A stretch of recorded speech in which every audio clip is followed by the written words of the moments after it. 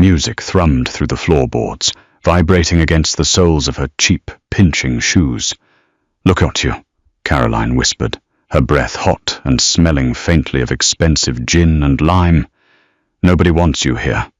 You're a stain on the upholstery." It was a familiar cruelty, easy to swallow, but then the frantic murmurs in the ballroom suddenly died. The ice clinking in crystal glasses stopped. Leo Rossi, a man who broke bones like snapping dry twigs, wasn't looking at the heiresses. He was walking straight toward the stain on the upholstery. Sweat pooled at the base of Maeve's spine, itching against the stiff, borrowed satin of a dress that was 2 sizes too small. The corset boning dug a sharp, unforgiving line into her ribs every time she drew a breath, so she simply tried not to breathe deeply. The grand ballroom of the Hotel Belvedere smelled like roasting meat, heavy gardenia perfume, and the sour tang of desperate ambition. It was an overheated box of predators wearing silk and tuxedo wool. Maeve stood near a massive marble pillar, pressing her shoulder against the cold stone. The chill seeped through her thin sleeve, a brief, sharp relief against the oppressive warmth of the room. A waiter walked by, carrying a silver tray of champagne flutes. Maeve didn't reach for one. Her stomach was already rolling, a tight knot of acid and cheap coffee from that morning. She kept her eyes fixed on the scuff mark on the toe of her left heel. It was black shoe polish, hastily applied in the bathroom of their cramped apartment 3 hours ago, trying to mask the fact that she was wearing 3-year-old pumps to the most exclusive syndicate gala of the decade. "Stop slouching." The voice was close to her ear, sharp and wet. Maeve didn't flinch. She just straightened her spine, feeling the satin pinch the skin under her arms. Caroline stepped into her peripheral vision. Her older sister smelled of Chanel and ozone. Her blonde hair sprayed into a rigid, immaculate wave that didn't move when she tilted her head. Caroline was wearing emerald green velvet. It caught the chandelier light like deep water. It fit her perfectly. Everything always fit Caroline perfectly, mostly because the Sullivan family's remaining credit cards were entirely dedicated to ensuring it did. "I'm not slouching," Maeve said. Her voice was flat, carrying the gravelly exhaustion of someone who had worked a 9-hour shift at a floral warehouse before being dragged into a corset. "You're shrinking," Caroline corrected, taking a slow sip from a flute of champagne. She didn't look at Maeve. Her eyes were darting across the room, cataloguing the wealthy, the dangerous, the useful. "You're trying to disappear into the architecture. It's pathetic. Then let me go home." Maeve rubbed her thumb against the side of her index finger, feeling the rough, calloused skin there. A thorn prick from yesterday had scabbed over. She pressed a nail into the scab, grounding herself with the tiny, sharp pain. "I don't even know why Dad made me come." Caroline let out a short, nasal laugh. It was a sound designed to carry, to sound musical to anyone standing more than 5 feet away, but up close, it was just grating. "He brought you because it looks good. Family unity. A widower with his 2 devoted daughters. It paints a picture of stability for the board." Caroline finally turned her head, looking Maeve up and down. Her gaze was clinical, resting on the frayed hem of the blue satin dress, the lack of jewelry on Maeve's collarbone, the messy, pinned-up knot of her dark hair. "It's just a shame you ruin the aesthetic," Caroline whispered, stepping closer. The smell of gin overpowered the Chanel. "Look at you. Nobody wants you here. You're a stain on the upholstery." Maeve swallowed. Her throat felt dry, coated in fine dust. She didn't argue. There was no point in arguing with gravity, and Caroline's cruelty was just a natural force in Maeve's life. It was a simple, brutal fact. The Sullivan family was drowning in debt, clinging to the bottom rung of the city's criminal elite by their fingernails.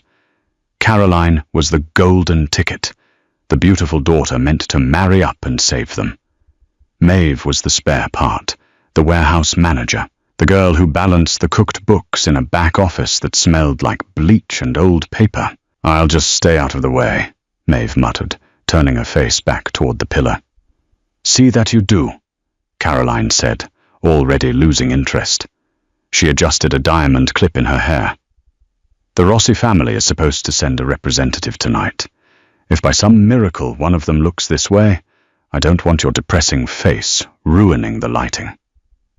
Caroline drifted away, seamlessly sliding into a group of laughing women, her face instantly breaking into a dazzling, hollow smile. Maeve let out a shaky breath, leaning her head back against the marble.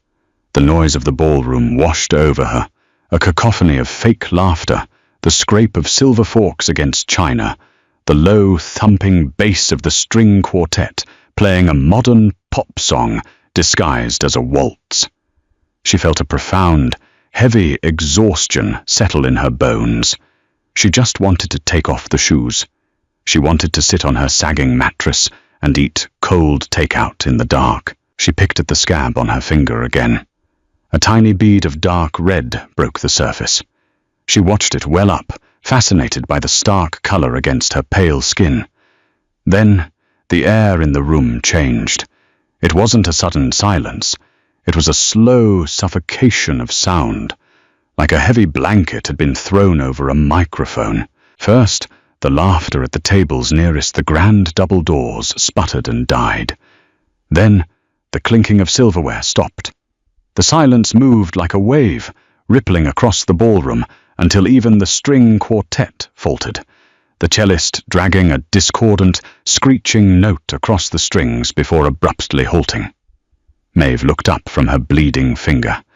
The heavy oak doors at the top of the carpeted stairs were open, and the room was holding its collective breath.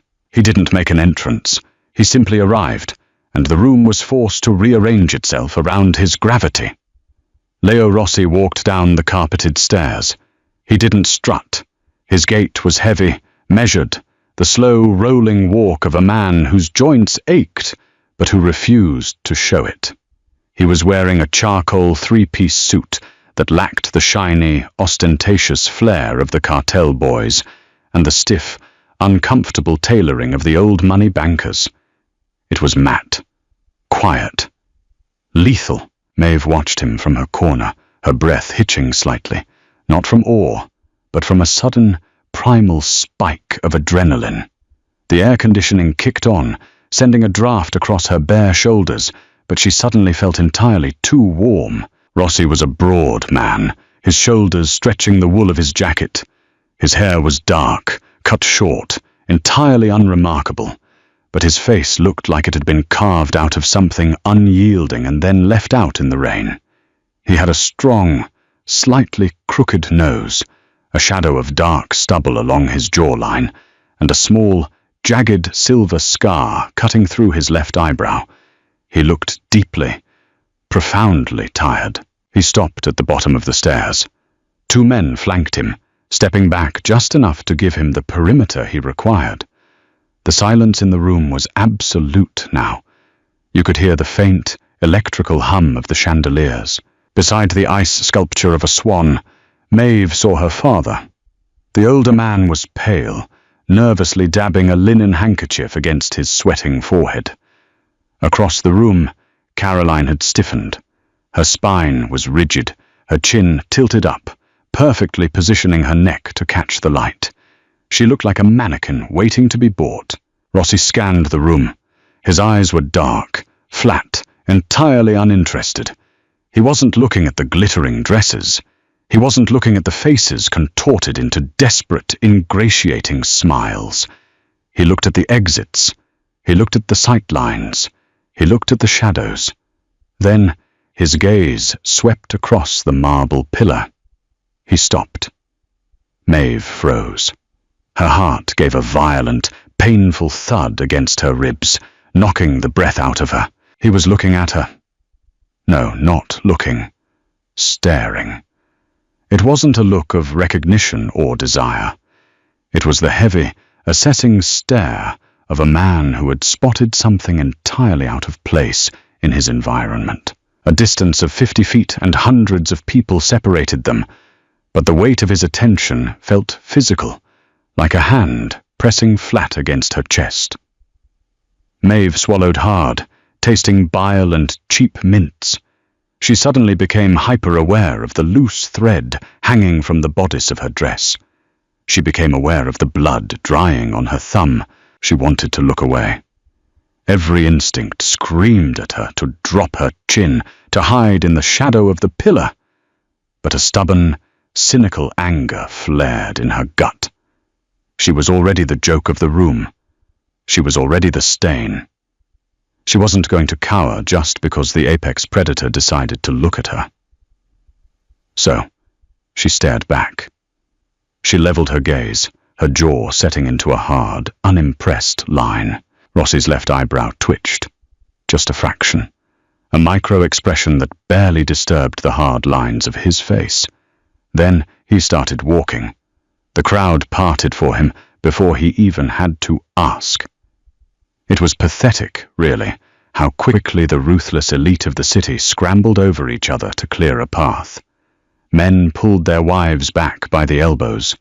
Waiters pressed themselves flat against the walls, trays trembling in their hands. He was walking toward the right side of the room. Toward the pillar. Toward Caroline. Maeve let out a slow, shaky breath, releasing the tension in her shoulders. Of course. She was standing 10 feet behind her sister. The geography of the situation had confused her. Rossi wasn't looking at the girl in the ill-fitting blue dress. He was looking at the emerald-clad siren standing in her line of sight. Caroline realized it too. Maeve watched her sister's back stiffen even further. Caroline adjusted her posture, offering a slight, demure angle of her hip. She practically vibrated with victory. Rossi's heavy footsteps ate up the distance. The squeak of his leather shoes on the polished marble floor echoed in the quiet room. Squeak. Thud. Squeak. Thud. He smelled like rain. That was the first thing Maeve noticed as he got closer. Not cologne. Just the stark, metallic scent of ozone, wet asphalt, and very faint, expensive tobacco. It cut through the sickening sweetness of the perfume in the room like a cold knife. He reached Caroline. Caroline parted her glossy lips, her voice dropping an octave into a practiced sultry purr. Mr. Rossi, it is an absolute hoe. He didn't stop. He didn't even break his stride. He walked straight past Caroline, so close that the draft of his movement made the loose strands of her blonde hair flutter. Caroline's mouth hung open, her welcoming smile freezing into a mask of pure, unadulterated shock. She looked like she had just been slapped. Rossi kept walking. 2 more heavy, deliberate steps. He stopped in front of the marble pillar. He stopped in front of Maeve.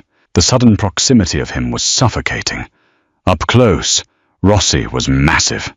He blocked out the light from the chandeliers, casting Maeve in his shadow. She stared at the knot of his silk tie. It was charcoal, like the suit, but with a faint, almost invisible herringbone pattern. She could hear his breathing. It was slow, deep. She didn't look up at his face. She couldn't. If she looked at his eyes, she felt like the thin, fragile veneer of her composure would crack, and she would embarrass herself by either throwing up or bolting for the service doors. The silence in the ballroom had shifted from anticipatory to completely horrified. A dropped fork at a distant table clattered against a plate, sounding like a gunshot. "You're bleeding." His voice wasn't a smooth, cinematic baritone. It was a rasp, low, slightly gravelly, the sound of stone grinding against stone. It vibrated in the air between them. Maeve blinked, her brain struggling to process the words. She slowly raised her eyes, tracing the line of his jaw, the rough stubble, up to his mouth. He wasn't smiling. "What?" she managed to say. Her voice cracked on the single syllable. She hated herself for it instantly. Rossi didn't repeat himself. He slowly lifted his right hand. His fingers were thick, the knuckles scarred and uneven. He reached out, not toward her face, but toward her hands, which were clutched defensively at her waist. He took her right hand.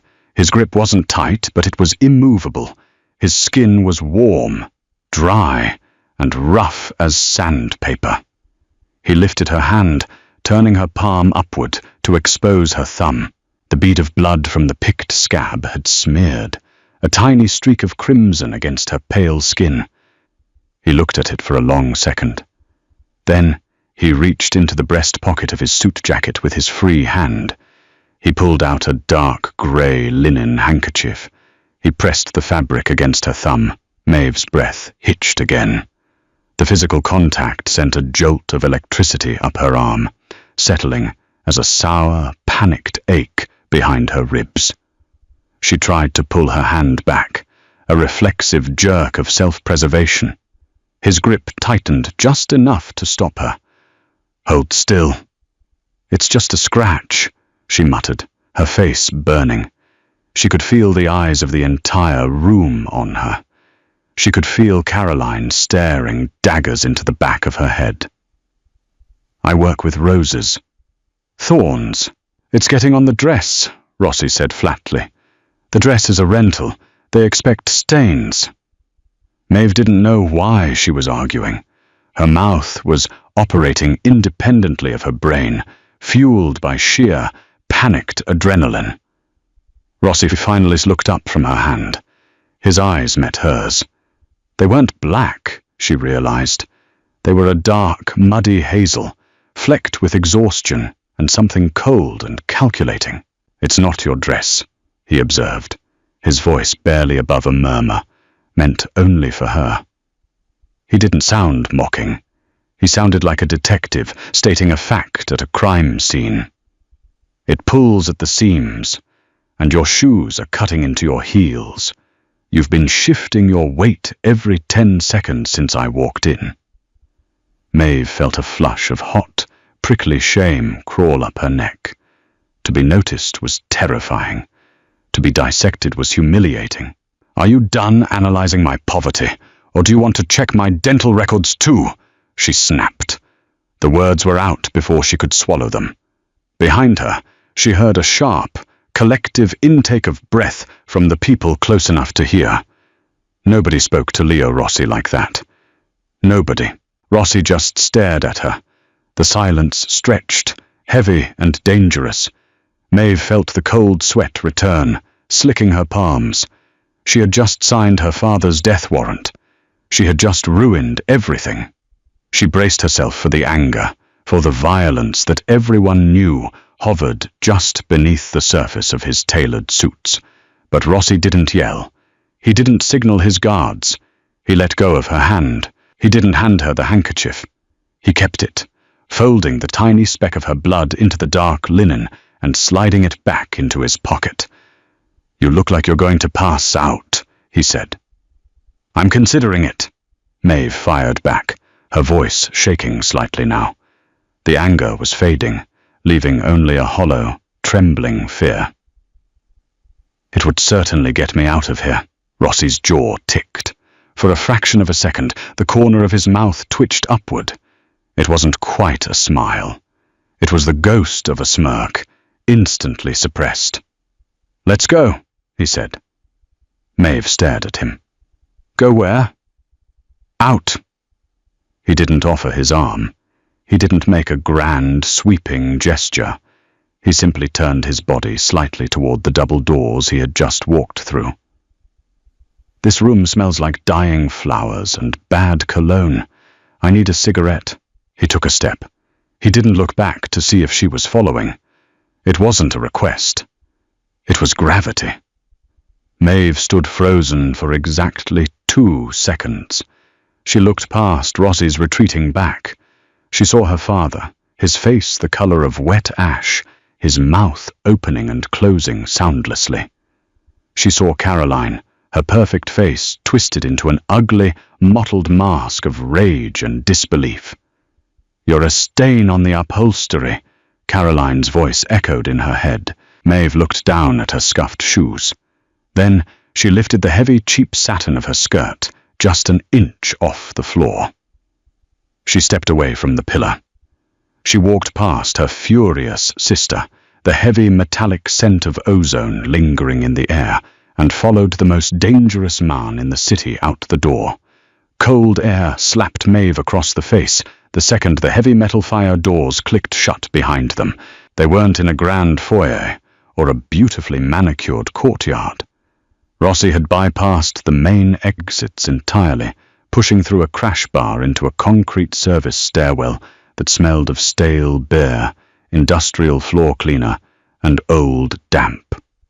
The sudden drop in temperature was a physical shock. The sweat that had been pooling uncomfortably under Maeve's corset instantly turned to ice. She stopped on the landing. Her lungs expanded, dragging in the harsh, unfiltered air. It was the first real breath she felt she had taken all night. A few steps below her, Rossi stopped on a wider landing that opened out onto a grated metal balcony overlooking the alleyway. He didn't say a word. He leaned against the rusted iron railing, turning his back to her, and reached into his jacket pocket. Click, clack. The sharp metallic scrape of a heavy lighter echoed against the concrete walls. A small orange flame flared, illuminating the harsh angles of his profile. He brought it to a cigarette, inhaled deeply, and snapped the lighter shut. Maeve stood frozen on the stairs, her fingers gripping the rough metal banister.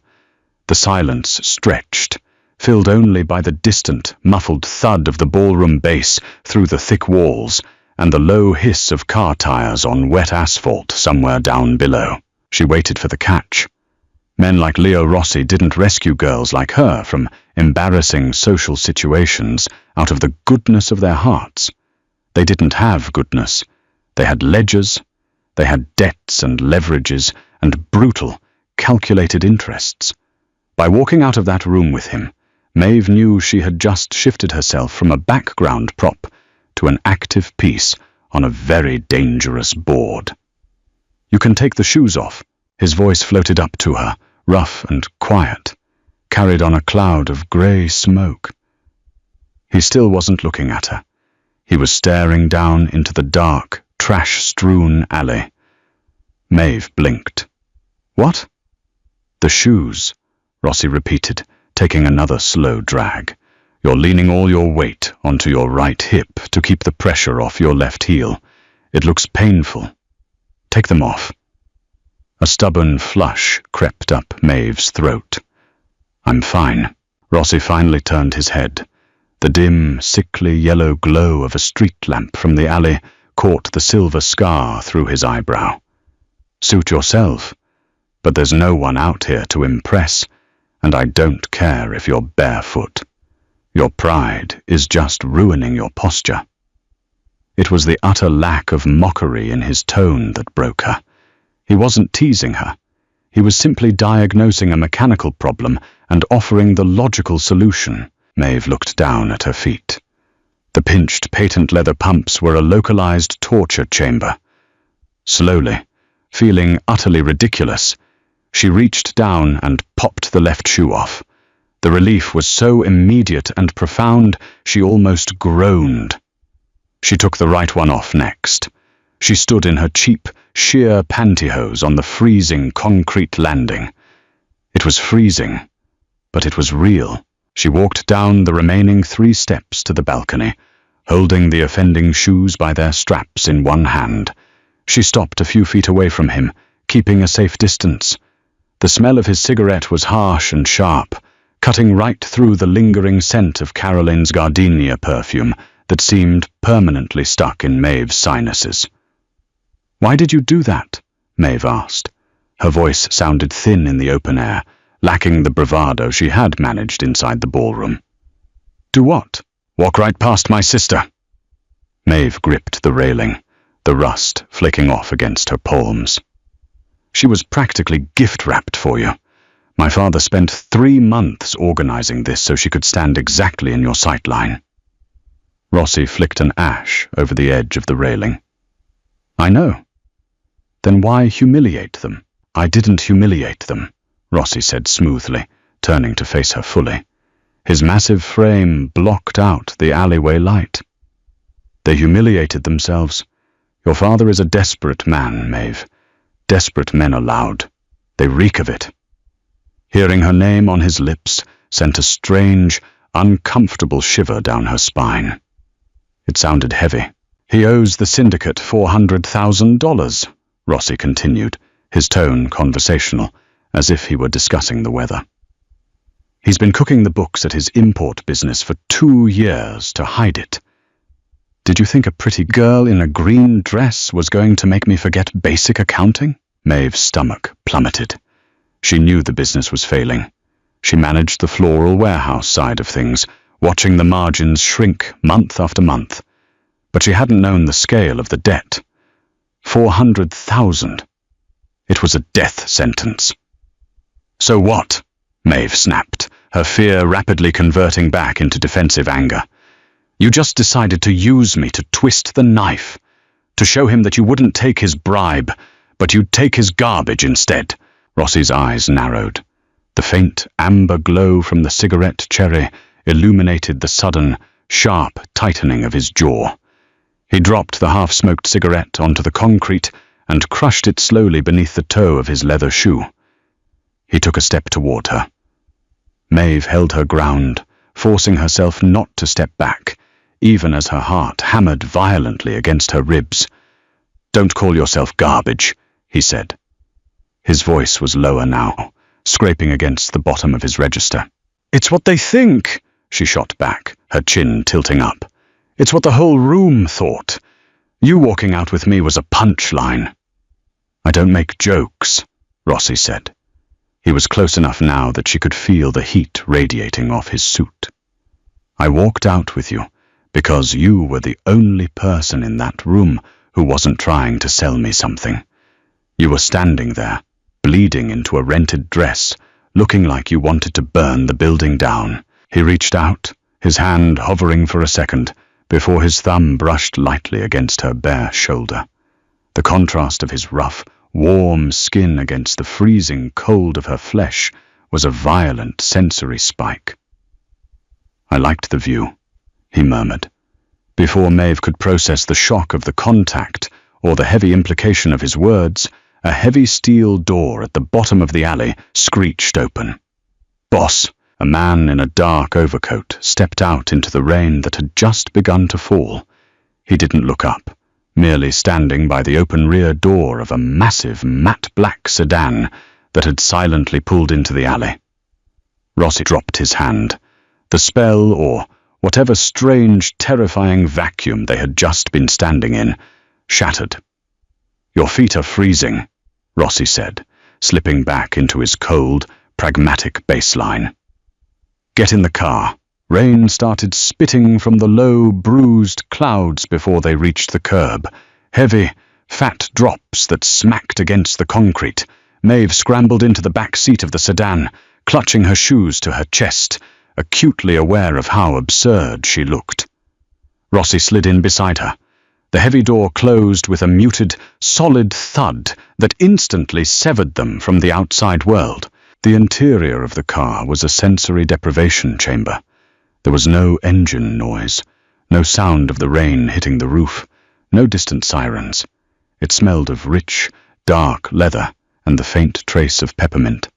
The seats were expansive, swallowing Maeve's slight frame. The driver, a wide-shouldered man with a neck thicker than Maeve's thigh, didn't look in the rearview mirror. He just shifted the car into gear, and it glided forward with terrifying smoothness. Where are we going? Maeve asked, her voice sounding too loud in the deadened acoustics of the cabin. I'm taking you home. Rossi reached over to the center console and adjusted a dial. A moment later, a wave of warm air blew directly onto Maeve's freezing, nylon-covered feet. She curled her toes, fighting the urge to let out a sigh of relief. My dad! We'll stay at the gala until it ends. Pretending everything is fine, Rossi interrupted. Your sister will spend the next 2 hours doing damage control, telling anyone who will listen that you forced yourself on me and ruined her evening. Then they will go back to their townhouse, and your father will drink half a bottle of scotch and try to figure out how many days he has left before my collectors break his knees. Maeve flinched. The blunt, brutal honesty of it felt like a slap. Do you enjoy this? Terrifying people? Rossi unbuttoned his suit jacket, shifting slightly against the leather. I enjoy order. Your father is a chaos agent. He borrows money he doesn't have to fund a lifestyle he can't afford, all to impress people who would gladly watch him drown. It's tedious. Then why didn't you just kill him? The words slipped out before Maeve could censor them. They hung in the warm air, toxic and heavy. Rossi slowly turned his head to look at her. The passing streetlights dragged bands of sickly yellow light across his face, illuminating the exhaustion etched into the corners of his eyes. Is that a request, Maeve? No, she said instantly, her breath catching. No, of course not. I don't understand how your world works. I balance ledgers for a flower shop. I don't know the rules of the syndicate. The rules are simple, Rossi said, looking away, his gaze fixing on the rain-slicked streets outside his window. You pay what you owe. If you can't pay with money, you pay in trade. If you have nothing to trade, you bleed. Maeve looked down at her hands. The tiny smear of blood on her thumb had completely dried. What happens to him now? Nothing tonight, Rossi said. Tonight, I just wanted to ruin his party. Silence fell over the car again. It wasn't the terrifying, suffocating silence of the ballroom. It was a heavy, complicated quiet. Maeve sat stiffly, her knees pressed tightly together, hyper-aware of the space between her and the man who held her family's entire existence in his calloused hands. She risked a glance at him. He was staring out the window, his jaw relaxed, his eyes heavy. He didn't look like a monster in this lighting. He just looked like a man who worked 90-hour weeks and hadn't slept properly in a decade. He's a killer, her brain reminded her frantically. He ruins lives. He breaks bones. But he was also the only person who had noticed. Her shoes were bleeding her heels raw. I live in the South End, Maeve said quietly, breaking the silence. Above the Sullivan Floral Warehouse, on 4th Street. Rossi didn't react with surprise. I know where you live. Of course he did. He held the mortgage, most likely.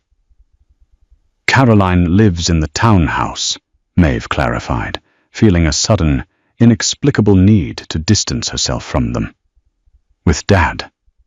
I moved out 3 years ago, when the business started. Slipping. When your father started stealing from the syndicate to pay for your sister's wardrobe. You mean, Rossi corrected effortlessly. Maeve bit the inside of her cheek, tasting copper. Yes. Then. Rossi finally turned back to her. His eyes dropped from her face to the cheap, synthetic fabric of her dress, to the bare, goosebump-covered skin of her shoulders, and finally to the worn-out shoes clutched in her lap.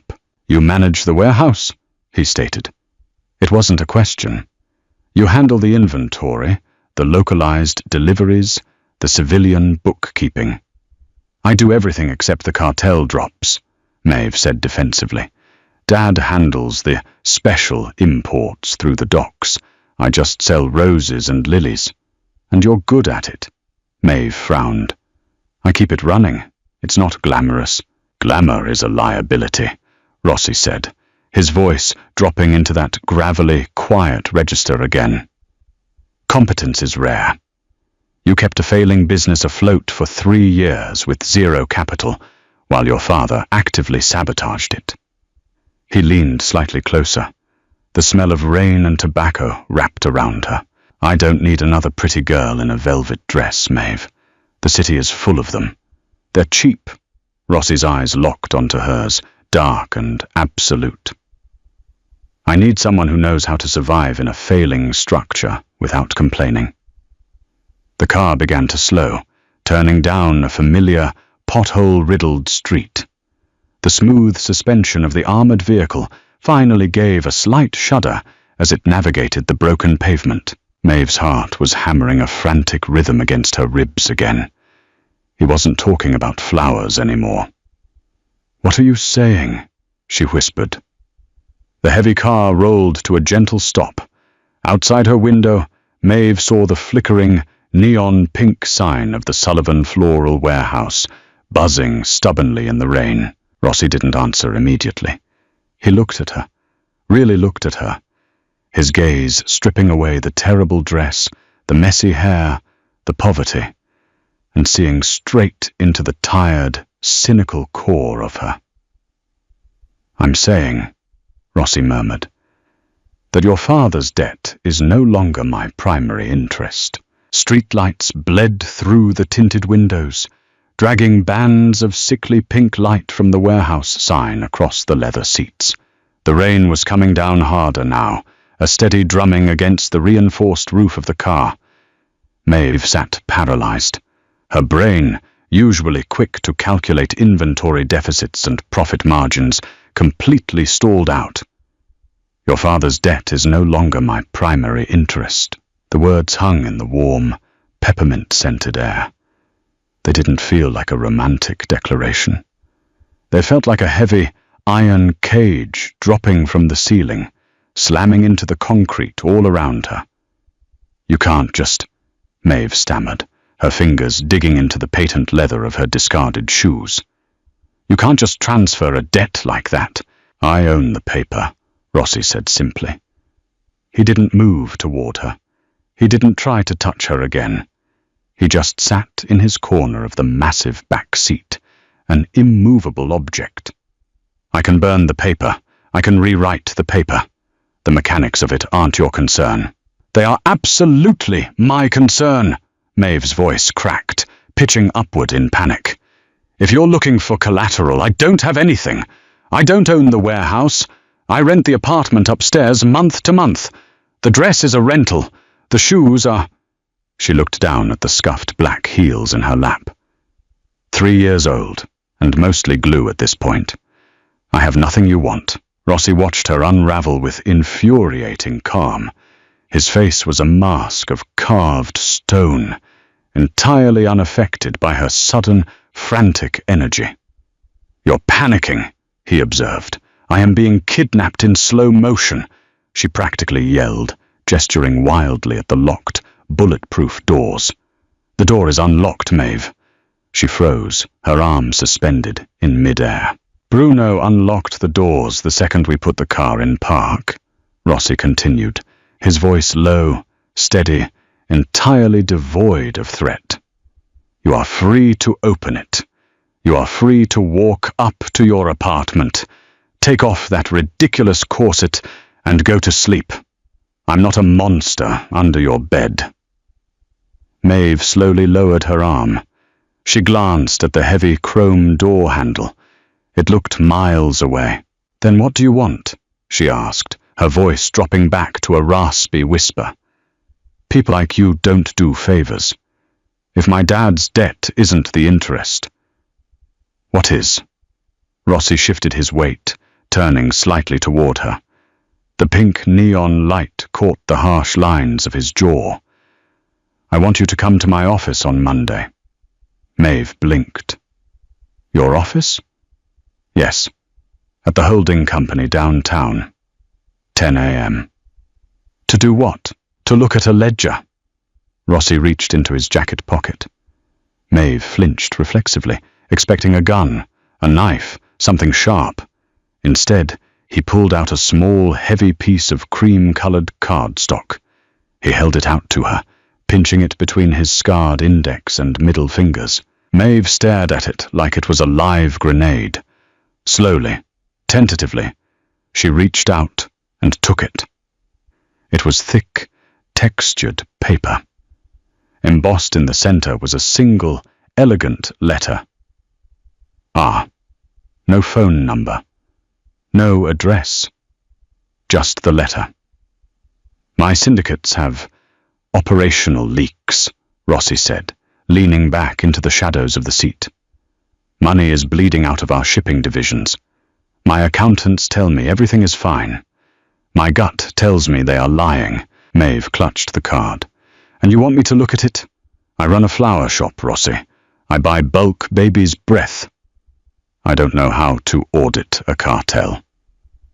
You know how to stretch $1 until it screams, he countered, his eyes locking onto hers. You know how to hide a failing infrastructure from aggressive creditors. You're cynical.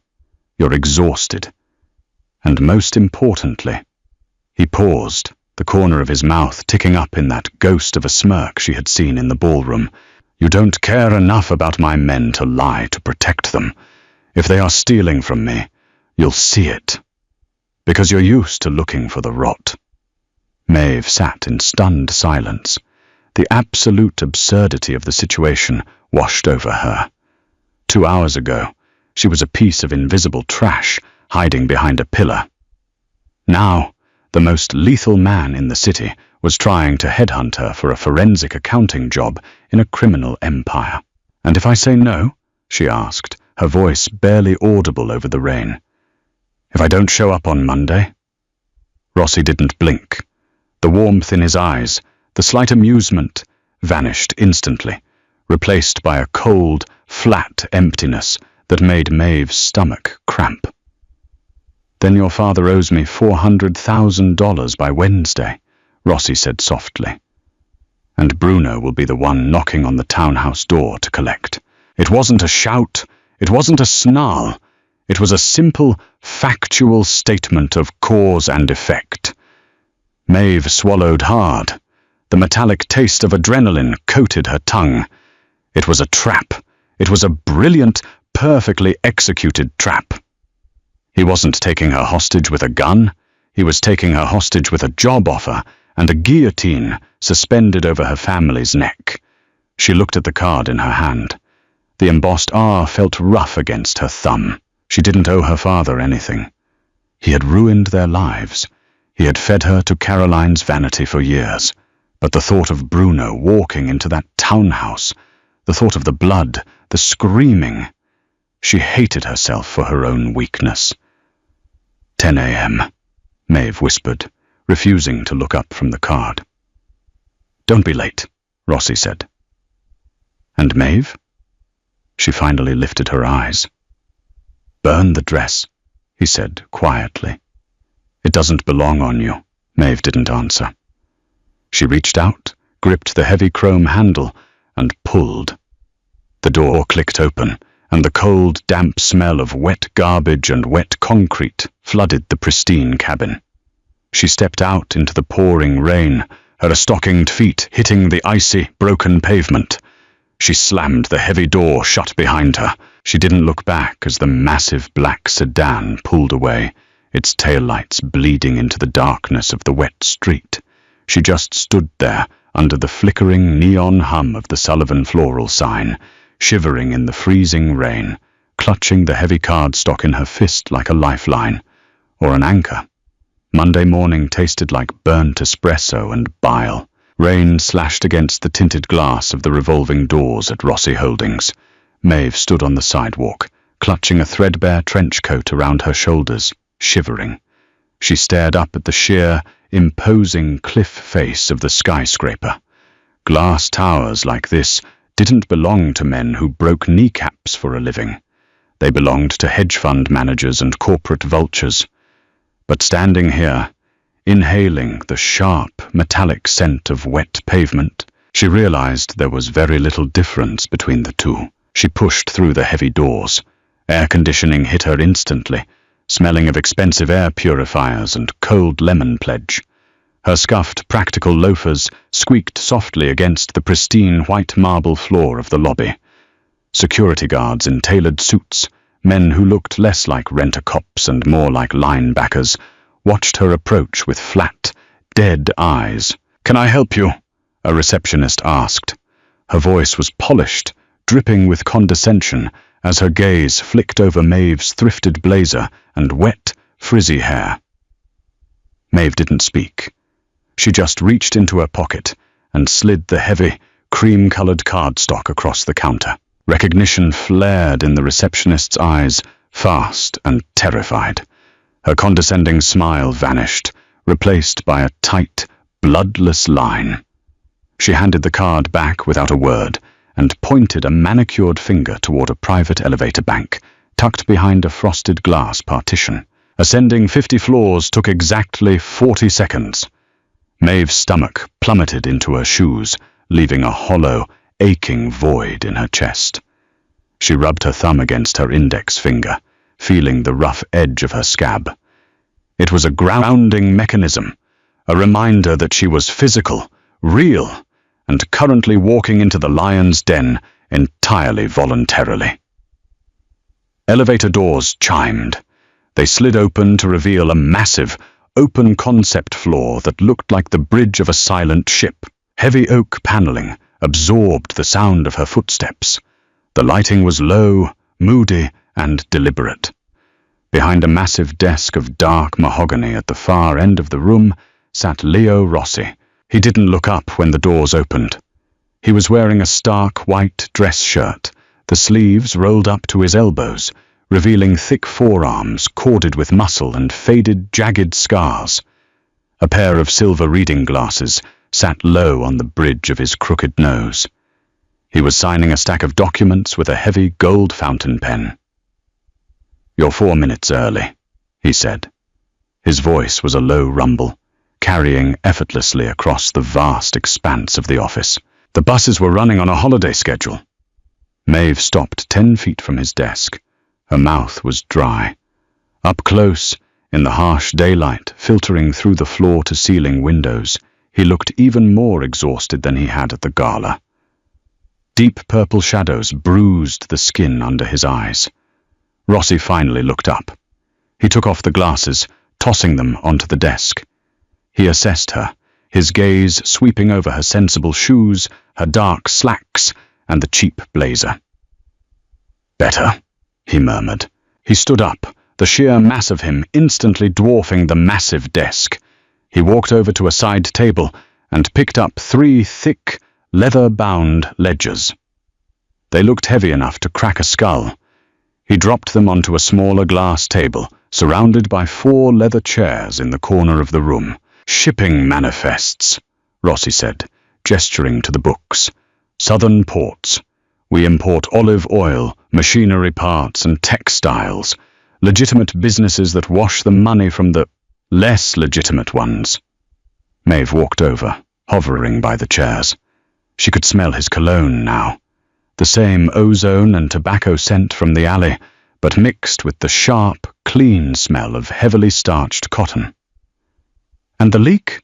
she asked, keeping her voice strictly professional.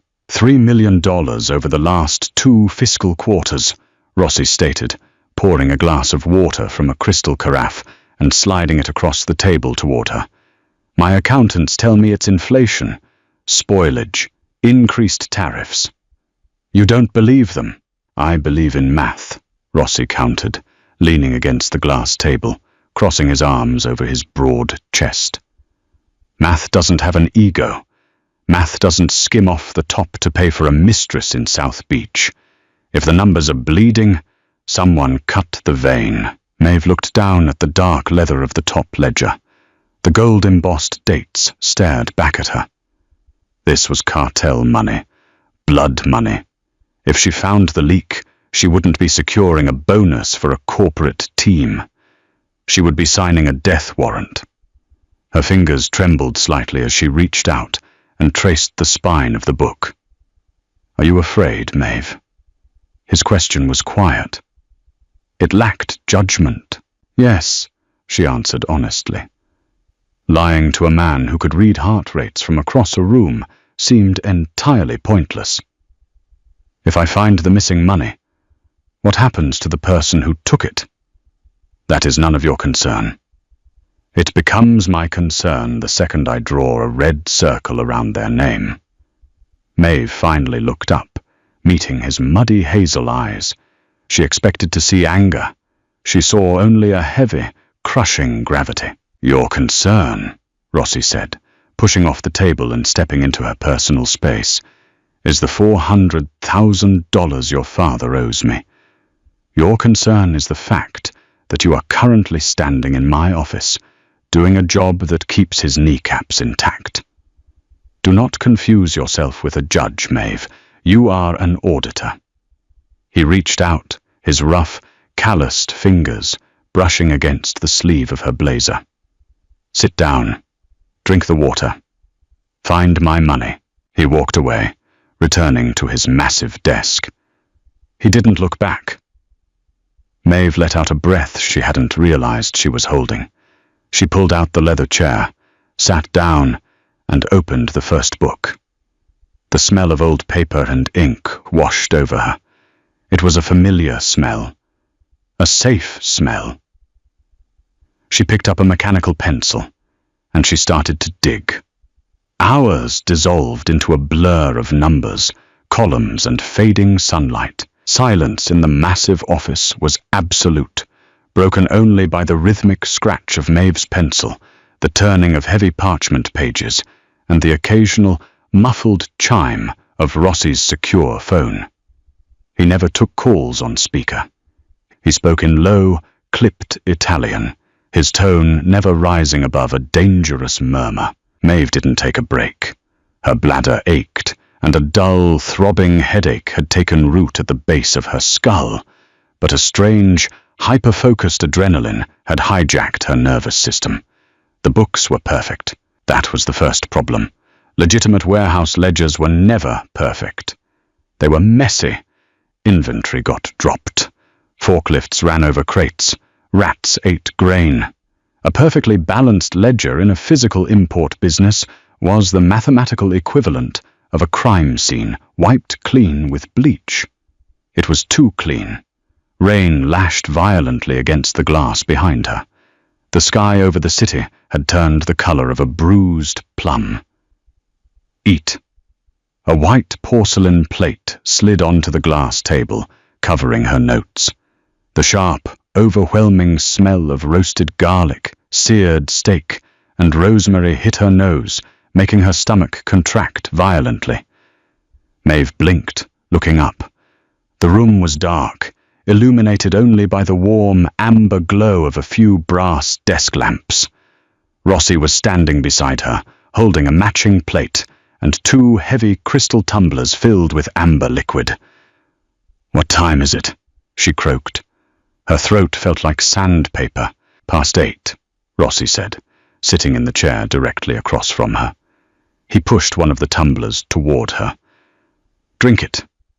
It will help the headache." Maeve looked at the whiskey. She hesitated, then picked it up and took a small sip.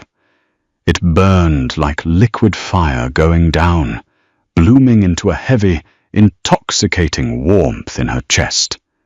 She picked up a fork and practically inhaled a piece of the steak.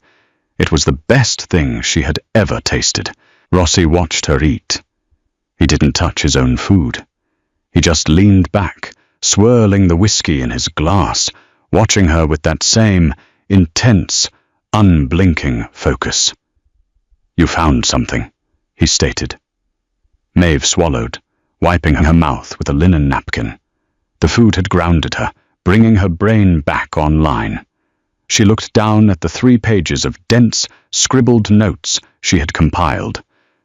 "Your accountants are idiots," she said. A tiny, dark spark of amusement flared in Rossi's eyes. "Enlighten me." "They're looking at the big-ticket items," Maeve explained, pulling her notepad out from under the plate. She tapped the end of her pencil against the paper. "They're auditing the heavy machinery, the imported cars, the bulk textiles. But whoever is stealing from you isn't taking entire shipping containers of sports cars. That's too loud. They're stealing from the dirt." Rossi leaned forward, resting his elbows on the glass table.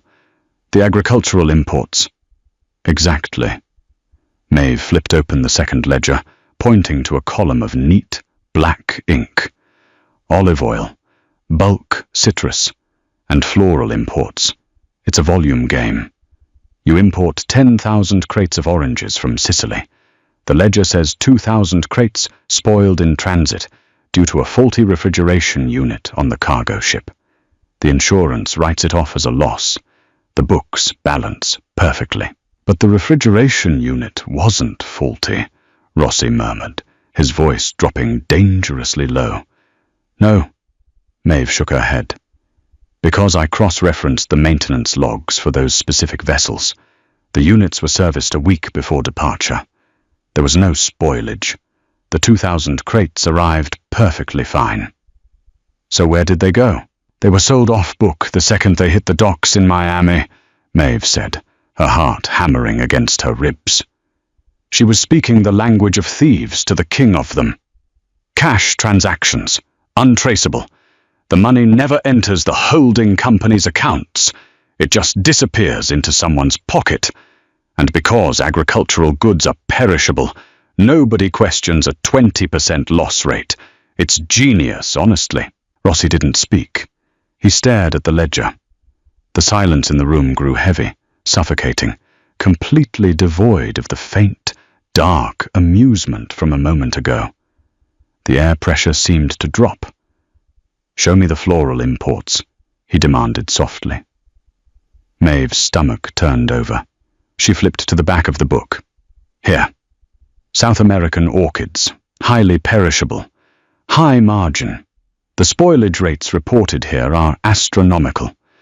40% loss on 3 separate shipments last month alone."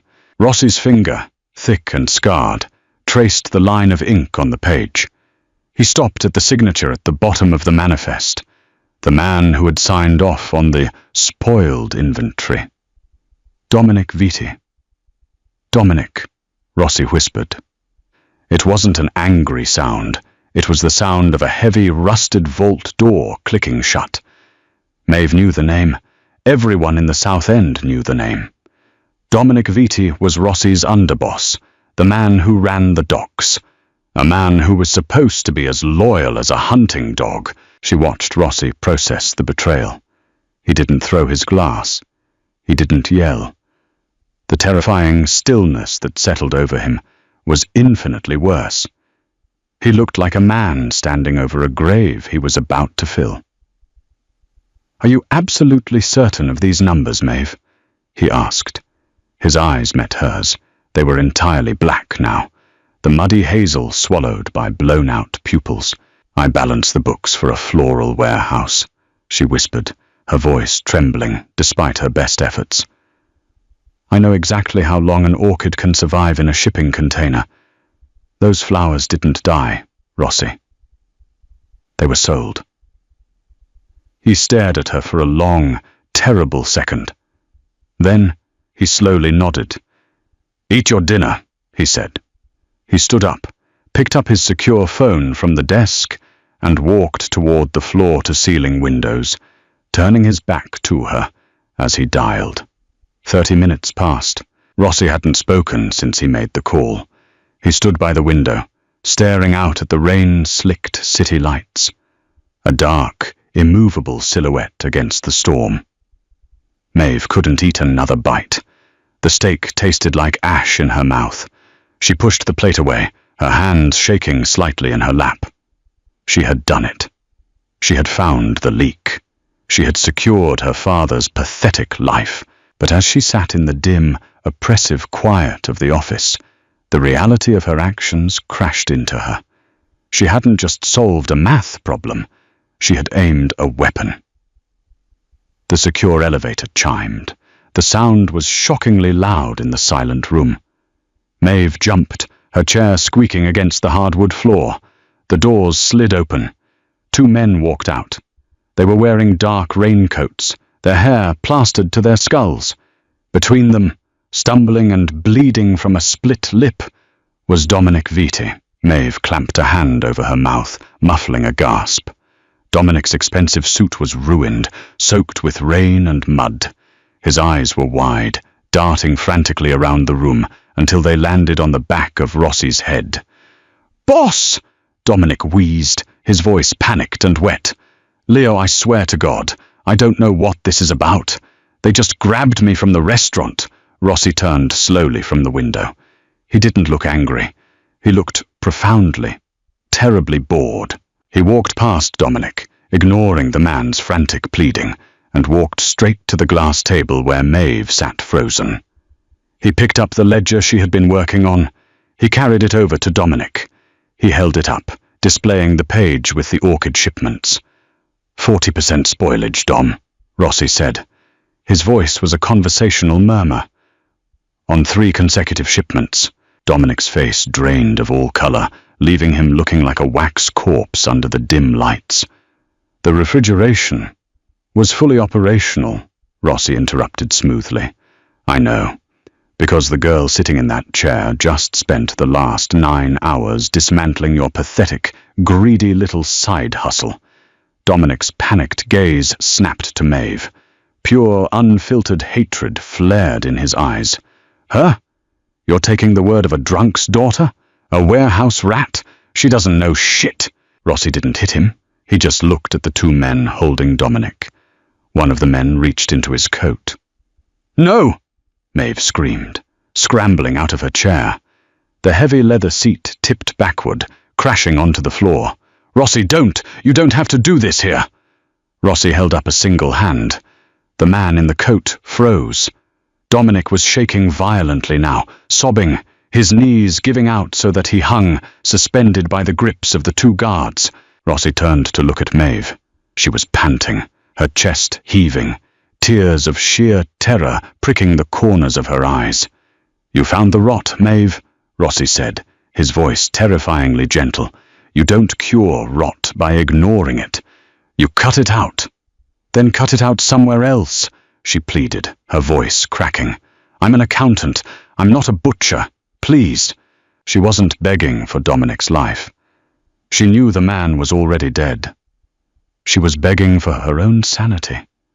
She couldn't watch a man die over a spreadsheet she had audited. Rossi stared at her. He looked at her trembling hands, her pale face, the sheer, desperate humanity of her panic. Slowly the tension drained from his broad shoulders. He looked back at his men.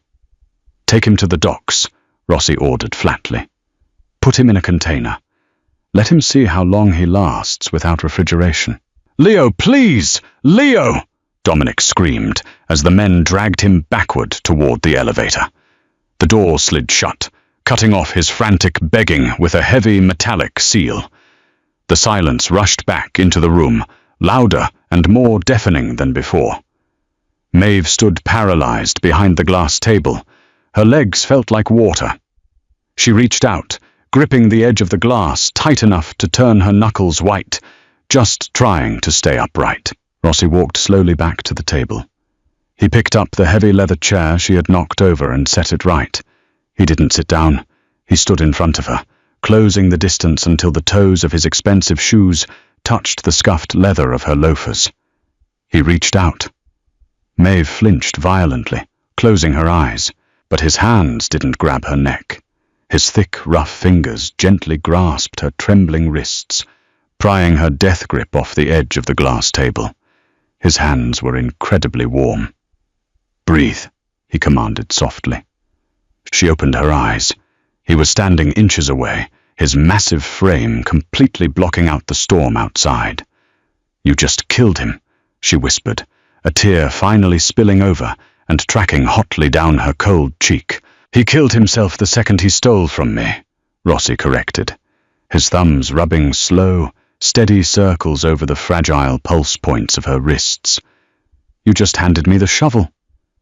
I don't want this, she choked out, trying to pull her hands away, but his grip, while gentle, was entirely unbreakable.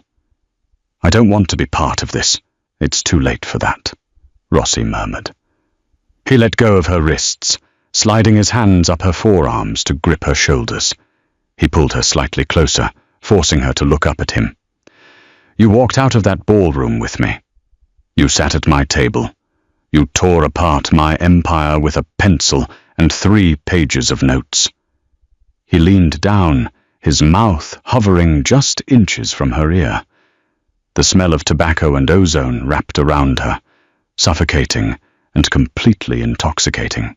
Your father's debt is clear, Rossi whispered, the gravel in his voice vibrating against her skin. But you work for me now. You belong to the numbers, Maeve, and the numbers belong to me. He pulled back just enough to look into her eyes. There was no romance there. No soft, predictable fairy tale ending. It was a contract signed in blood and red ink. It was terrifying. It was dark. And as Maeve looked up at the monster who had finally seen her worth, she realized, with a sickening, cynical thrill, she had absolutely no intention of running away. That's how a debt gets paid in the shadows. Maeve just crossed a line she can never uncross, and Rossi isn't letting his new favorite weapon out of his sight. If you loved the dark, gritty tension of this cold-blooded romance, do not leave without hitting that like button and subscribing to the channel. Share this video with anyone who craves mafia stories where the heroine fights with her brain, not just her beauty. Want to see what happens on Maeve's second day at the office? Drop a comment below and let us know. See you in the dark.